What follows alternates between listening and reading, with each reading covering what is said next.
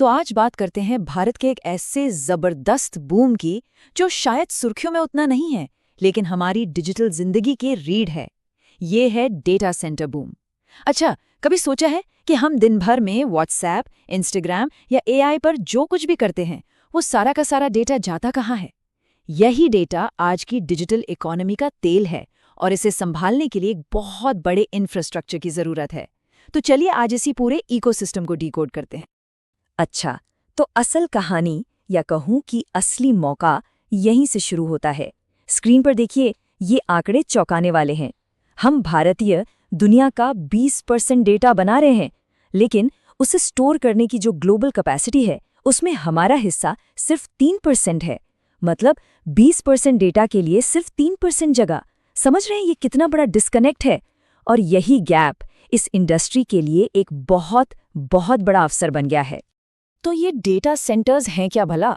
देखिए, इन्हें समझने का सबसे आसान तरीका है, ये डिजिटल दुनिया की नई रियल एस्टेट हैं। बिल्कुल, जैसे एक जमाने में देश की तरक्की सड़कों और हाईवे से नापी जाती थी, आज वो डेटा हाईवे से नापी जाती हैं। ये इंटरनेट के समझ लीजिए इंजन रूम हैं।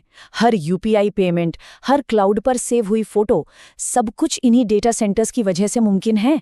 इनके बिना हमारी डिजिटल दुनिया सचमुच में थम जाएगी। तो आगे हम क्या बात करने वाले हैं? सबसे पहले समझेंगे कि ये डिमांड आ कहाँ से रही है।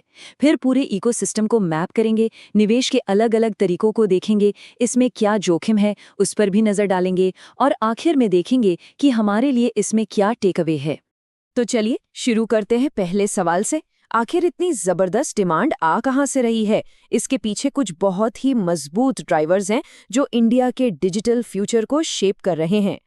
देखिए, यहाँ 4 बड़े कारण हैं। पहला, हम सब जानते हैं 5G और स्मार्टफोन का बूम। अनुमान है कि 2030 तक हमारे यहाँ करीब 970 मिलियन 5G यूजर्स होंगे। सोचिए कितना डेटा बनेगा। दूसरा, एआई और क्लाउड की लहर। गूगल से लेकर टीसीएस तक हर बड़ी कंपनी इंडिया में एआई डेटा सेंटर्स बना रही है। तीसरा, सरकार के नियम। आरबीआई और सेबी ने साफ कह दिया है कि भारतीयों का पेमेंट और फाइनेंशियल डेटा भारत में ही स्टोर होना चाहिए। और चौथा, सरकारी सपोर्ट।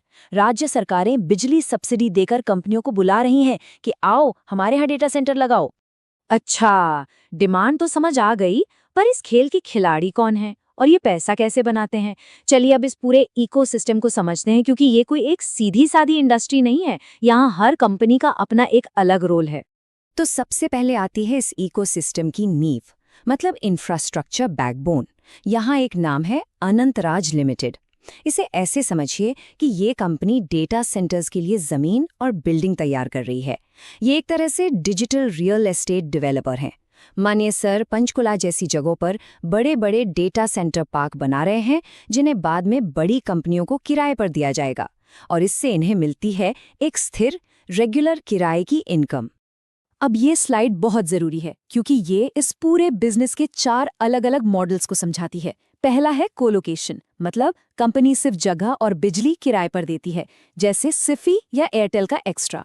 इसमें मार्जिन तो 60-70% तक है, लेकिन पैसा वापस आने में 10 साल भी लग जाते हैं। दूसरा है क्लाउड इंफ्रा। यहाँ अडानी कनेक्ट्स जैसे प्लेयर्स सीधे क्लाउड सर्विस देते हैं। खर्चा ज्यादा है, पर कमाई जल्दी शुरू होती है, करीब 4-5 साल में। तीसरा है मैनेज्ड सर्विसेज।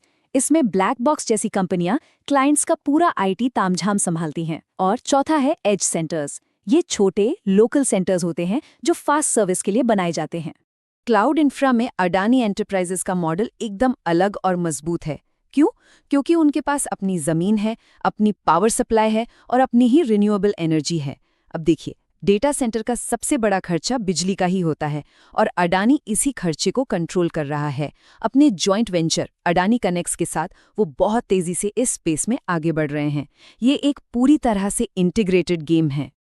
और क्लाउड स्पेस के अंदर भी एक और नई तेजी से बढ़ती दुनिया है, वो है एआई और हाई परफॉर्मेंस कंप्यूटिंग की। एआई को चलाने के लिए नॉर्मल डेटा सेंटर्स काफी नहीं है। उसे चाहिए ज्यादा पावर, ज्यादा स्पीड और खास तौर पर जीपीयू वाले क्लस्टर्स। और इस एआई वाली बात को समझने के लिए जरा नेटवेब टेक्नोलॉजीज को देखिए। इसका पी रेशियो है 170। जी हाँ, 170 गुना। ये प्रीमियम वैल्यूएशन साफ साफ दिखाता है कि मार्केट को इस एआई इंफ्रास्ट्रक्चर से कितनी ज्यादा उम्मीदें हैं। लेकिन 170 गुना का ये नंबर एक चेतावनी भी देता है। जैसा कि यहाँ लिखा है, मार्केट ने ग्रोथ को काफी हद तक प्राइस्ड इन कर दिया है। इसका सीधा मतलब ये है कि जब किसी सेक्टर को लेकर इतना ज्यादा जोश होता है तो सारी अच्छी खबरें पहले से ही स्टॉक की कीमत में शामिल हो जाती हैं। चलिए अब मैनेज सर्विसेज के प्लेयर्स को देखते हैं, ब्लैक बॉक्स और ओरियंट टेक्नोलॉजीज। ये कंपनियां एक पुल की तरह हैं जो बड़ी बड़ी कंपनियों को क्लाउड से जोड़ती हैं। ब्लैक बॉक्स का बिजनेस दुनिया भर में फैला है, वहीं ओरियंट टेक्नोलॉजीज का फोकस इंडिया के बैंकिंग और आईटी क्लाइंट्स पर है। और मजे की बात यह है कि दोनों ही कंपनियां अब छोटे छोटे प्रोजेक्ट्स छोड़कर लंबे मल्टी ईयर कॉन्ट्रैक्ट्स की तरफ जा रही हैं। इससे इनकी कमाई और मार्जिन दोनों में स्टेबिलिटी आएगी। लेकिन रुकिए, कहानी सिर्फ डेटा सेंटर ऑपरेटर्स की नहीं है। कुछ ऐसी भी कंपनियां हैं जो पर्दे के पीछे से इस बूम का फायदा उठा रही हैं। इन्हें हम कहते हैं प्रॉक्सी प्लेज। एक हैरान करने वाली बात बताऊं, एक डेटा सेंटर अपनी कुल बिजली का लगभग 40% सिर्फ और सिर्फ खुद को ठंडा रखने पर खर्च कर देता है। जी हाँ, कूलिंग पर। ये एक बहुत बड़ा खर्चा है और जैसा ये चार्ट दिखा रहा है, यही खर्चा इस सेक्टर से जुड़ी दूसरी कंपनियों के लिए एक बहुत बड़ा मौका बना देता है। और यहीं पे एंट्री होती है ब्लू स्टार जैसी कंपनियों की। ये डेटा सेंटर्स के लिए खास तरह के कूलिंग सिस्टम्स और चिलर्स बनाने में माहिर हैं। एक और बढ़िया उदाहरण है अपार इंडस्ट्रीज। ये ऑप्टिकल फाइबर केबल बनाती है जिसके बिना हाई स्पीड कनेक्टिविटी मुमकिन ही नहीं है। साथ ही ये पावर ट्रांसमिशन में भी हैं, तो इनका बिजनेस काफी डाइवर्सिफाइड है। तो चलिए, अब तक जो भी हमने समझा है उसे एक साथ रखकर पूरी तस्वीर देखते हैं और साथ ही एक रियलिटी चेक भी करते हैं। मतलब अब बात होगी समरी और इसमें छुपे हुए जोखमों की। ये टेबल समझ लीजिए इस पूरी कहानी का सार है। इसमें हर प्लेयर का रोल, उसे मापने का मीट्रिक और किस ट्रिगर पर नजर रखनी है, सब कुछ है। जैसे अनंतराज के लिए हम देखते हैं कि उसकी जमीन की वैल्यू और शेयर प्राइस में कितना डिस्काउंट है। वहीं नेटवेब जैसी तेज ग्रोथ वाली कंपनी के लिए हम PEG रेशो देखते हैं। मैं तो कहूंगा कि इस टेबल का एक स्क्रीनशॉट लेकर रख लें, ये लंबे समय तक काम आएगा। लेकिन जैसा कहते हैं, हर चमकती चीज सोना नहीं होती। हर बड़ी ग्रोथ स्टोरी में एक दूसरा पहलू भी होता है, जोखिम का। तो सवाल ये है कि इस चमक दमक के पीछे वो कौन से खतरे हैं जिन पर हमारी नजर होनी चाहिए। तो देखिए, 4 बड़े रिस्क हैं। पहला, एग्जीक्यूशन रिस्क, मतलब जमीन मिलने या बिजली कनेक्शन में देरी हुई तो पूरा प्रोजेक्ट और रिटर्न गड़बड़ा सकता है। दूसरा, टेक्नोलॉजी का पुराना हो जाना। कूलिंग सिस्टम और GPU इतनी तेजी से बदल रहे हैं कि आज का नया कल पुराना हो जाएगा। तीसरा, बिजली की कीमत। अगर सस्ती ग्रीन एनर्जी नहीं मिली तो महंगी बिजली खरीदनी पड़ेगी, जिससे मार्जिन खत्म हो जाएगा। और चौथा, जिसका जिक्र हमने पहले भी किया, हाई वैल्यूएशन। जब उम्मीदें आसमान पर होती हैं तो जरा सी भी चूक भारी पड़ सकती है। तो अब आते हैं सबसे जरूरी हिस्से पर। इस पूरी बातचीत का फाइनल टेक अवे क्या है? हमें इससे क्या सीखना चाहिए? देखिए, सबसे बड़ा सबक ये है कि ये एक लंबा स्ट्रक्चरल ट्रेंड है। ये कोई 2-4 महीने की कहानी नहीं है। हाँ, शॉर्ट टर्म में उतार चढ़ाव आएंगे, लेकिन डायरेक्शन बिल्कुल साफ है। जैसे जैसे डिजिटल इकोनॉमी बढ़ेगी, डेटा स्टोरेज की जरूरत बढ़ती ही जाएगी। इसलिए सिर्फ डेटा सेंटर नाम के पीछे भागने के बजाय उन कंपनियों के बिजनेस मॉडल और कैश फ्लो पर ध्यान देना ज्यादा जरूरी है। तो बॉटम लाइन ये है, डेटा सेंटर्स वाकई में डिजिटल दुनिया की नई जमीन, नई रियल एस्टेट हैं। और अगर सही बिजनेस मॉडल वाली कंपनियों को पहचाना जाए तो ये एक स्ट्रक्चरल कंपाउंडिंग का मौका दे सकते हैं।